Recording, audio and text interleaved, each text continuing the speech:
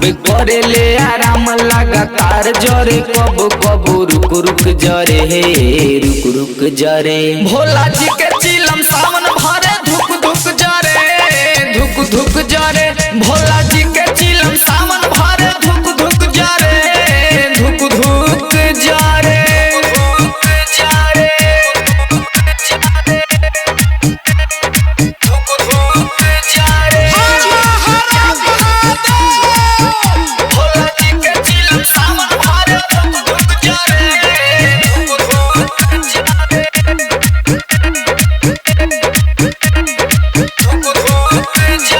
धुआं धुआं कोइले कैलाश पर्वत के सुनेले सेवा पवन के बात हंस हंस के।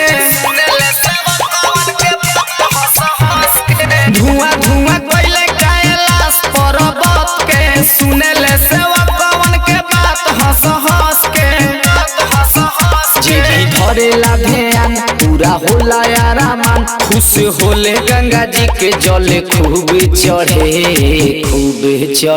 भोला जी के चिलम सावन भरे धुक धुक जरे धुक धुक जरे। भोला जी के चिलम सावन भरे धुक धुक जरे धुक धुक जरे।